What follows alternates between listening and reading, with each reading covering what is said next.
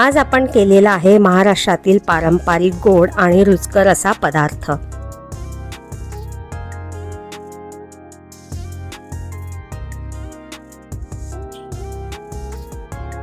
नमस्कार, मी प्रतिमास किचन मध्ये आपल्या सर्वांचं खूप खूप स्वागत। यापूर्वी पण आपण माझ्या चॅनल वरती बऱ्याचशा पारंपरिक रेसिपी बघितलेल्या आहे। आज आपण अशीच एक पारंपरिक पण गोड रेसिपी बघणार आहोत, ती म्हणजे भोपळ्याच्या घाऱ्या किंवा घारगे किंवा गोड पुऱ्या। ही जी रेसिपी आहे मी सविस्तर दाखवलेली आहे, करायला पण सोप्या असतात आणि खायला पण तेवढ्याच छान लागतात। तर ज्यांना कोणाला ही रेसिपी माहिती नसेल त्यांनी आवर्जून पूर्ण रेसिपी ही बघावी। पण रेसिपीला सुरुवात करण्याआधी जर तुम्ही माझ्या चॅनलवरती नवीन असाल तर माझ्या चॅनलला लाईक आणि सबस्क्राईब करायला विसरू नका। सर्वात आधी मी इथे घारे करण्यासाठी अर्धा किलो भोपळा घेतलेला आहे। तर या भोपळ्यालाच विदर्भामध्ये कोहळ पण म्हणतात। तर भोपळा घेताना असा पिवळा आणि थोडासा कडक असलेला घ्यायचा आहे, म्हणजे त्याचे घारे किंवा घारगे चवीला छान लागतात आणि होतात पण छान।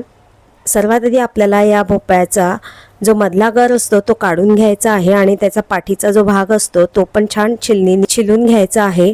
नंतर याचे आपल्याला मध्यम आकाराचे काप करून घ्यायचे आहेत। मध्यम आकाराचे असे याचे तुकडे करून घेतलेले आहे आणि आता एक भांडं घ्यायचं आहे आणि त्याच्यामध्ये हे तुकडे आपल्याला सगळे टाकायचे आहे। त्याच्यामध्ये थोडंसं पाणी टाकून हे स्वच्छ धुवून घ्यायचे आहे। नंतर एक भांडं घेऊन त्यामध्ये हे तुकडे आपल्याला ठेवून द्यायचे आहेत। आता इथे मी एक छोटासा कुकर घेतलेला आहे, तर त्यामध्ये पाणी ओतून तुकडे ठेवलेलं भांडं यामध्ये ठेवते आहे। भांड्यामध्ये न ठेवता आपण डायरेक्ट कुकरमध्ये पण हे ठेवू शकतो। झाकण लावून आता हे आपल्याला गॅसवरती ठेवायचं आहे। तर इथे आपल्याला कुकरच्या 8 ते 10 शिट्ट्या काढून घ्यायच्या आहे, म्हणजे भोपळ्याच्या ज्या फोडी आहेत त्या छान अशा मऊ होतील। इथे कुकर गार होतपर्यंत मी इथे पाव किलो गूळ घेतलेला आहे आणि तो पण छान असा चिरून घ्यायचा आहे। कुकर छान गार झालेला आहे। आता आपण हे भांडं बाजूला काढून घेऊ आणि या ज्या भोपळ्याच्या फोडी आहेत त्या एका कढईमध्ये आपल्याला ओतून स्मॅशरनी या फोडी आपल्याला छान स्मॅश करून घ्यायच्या आहे, किंवा तुम्ही चमच्याने पण करू शकता। असं मस्त असं स्मॅश करून झालेला आहे। भोपळा पण छान मऊ शिजलेला आहे आणि आता ही कढई आपल्याला गॅसवरती ठेवून यामध्ये चिरून घेतलेला गूळ टाकायचा आहे। तर अर्धा किलो भोपळ्यासाठी मी इथे पाव किलो गूळ घेतलेला आहे। गूळ थोडासा मिक्स करून झाला की त्यामध्ये आपल्याला वेलची पावडर टाकायची आहे आणि हे सारण छान आपल्याला मध्यम गॅसवरती असं सतत फिरवत राहायचं आहे। तुम्ही इथे बघू शकता की भोपळ्याचं आणि गुळाचं छान पाणी सुटलेलं आहे आणि सारण आहे ते पण असं छान मऊ झालेलं आहे, रंग पण छान आलेला आहे। यामध्ये आता चिमूटभर आपल्याला मीठ टाकायचं आहे। मीठ टाकल्याने घाऱ्यांना चव पण छान येते। इथे मी वाटीभर हे सारण जे आहे ते काढून ठेवते आहे, कारण माझ्या लेकीला याचे बोंड पाहिजे होते, म्हणून मी हे बाजूला काढून ठेवलेलं आहे। आता यामध्ये आपल्याला 1 वाटी कणिक आणि अर्धी वाटी तांदळाचं पीठ टाकायचं आहे। तांदळाच्या पिठाने घारे जे आहेत ते छान असे थोडेसे क्रिस्पी होतात। तुम्ही यामध्ये बेसन पीठ पण टाकू शकता। तर हे पीठ छान व्यवस्थित मिक्स करून घ्यायचं आहे आणि याच्यावरती झाकण झाकून इथे आपल्याला गॅस बंद करून ठेवायचं आहे। हे पीठ छान असं गार होऊ द्यायचं आहे, म्हणजे याची आपण एक वाफ काढून घेतलेली आहे।